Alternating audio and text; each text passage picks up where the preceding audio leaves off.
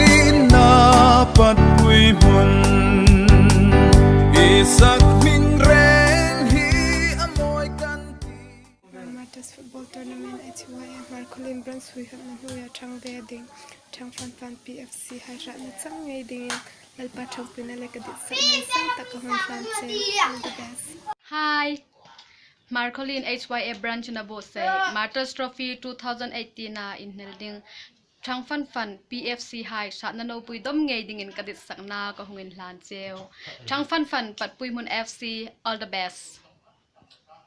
Kumsa hile songpari Hmar Martyrs football tournament a Changding Chang fan fan PFC hai hrãtna cham ngei ding kadit sakna kan nan cheu all the best. Kum 2018 Hmar Martyrs football tournament a Changding hai Chang fan PFC hai hrãtna hung chang ngei ding in kadit sakna ka hungin hlan cheu from pat pui hun. Sang hits for Paris Hmar Martyrs football tournament na Changding hai kum no pui dom thei ngei Chang fan PFC hai kadit sakna hung sang tak ka hon hlan chewa from pat 2018 Hmar Martyrs football tournament Chang fan FC hai hrãtna chang ngei ding in kadit sakna ka hon hlan cheu from Patpui Mun.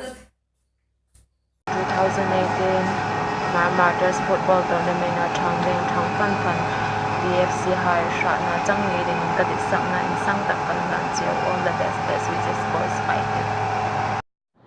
Kumsang hi sompari Hmar Martyrs football tournament a Changding Chang fan fan PFC hai hrãtna chang ngei dingin disakna kanin hlan cheu all the best fighting in ringin. Kumsang hi sompari Hmar Martyrs football tournament a Changding hai Chang fan fan PFC hai hrãtna chang ngei ding in disakna in sang tak kan hlan cheu all the best. Kumsang hi sompari Hmar Martyrs football tournament at Changding Chang fan fan PFC hai hrãtna chang ngei ding in kadit sakna kan hlan cheu all the best. The 29th Hmar Martyrs Trophy in Helding Chang fan fan PFC hai hrãtna chang ngei ding in dit sakna in sang tak ka hmun hlan cheu all the best. Tuta Martyrs Trophy in Helding Chang fan fan FC hai Patpui mun khopui in thoka hungai hi hrãtna chang ngei ding in dit sakna kan in hlan cheu all the best. 29 Hmar Martyrs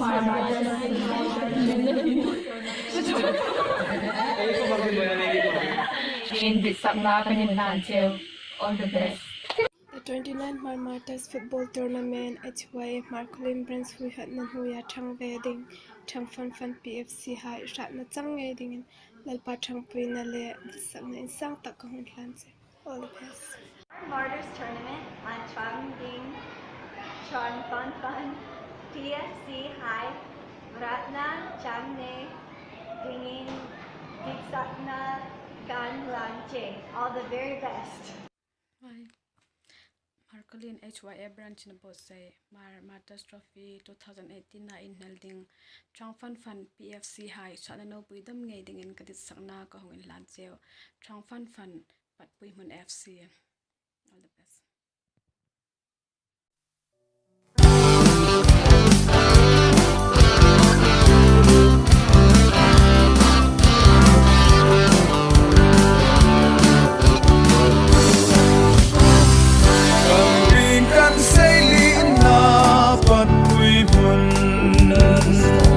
isak min ren hi amoy kan ti parang in full sing la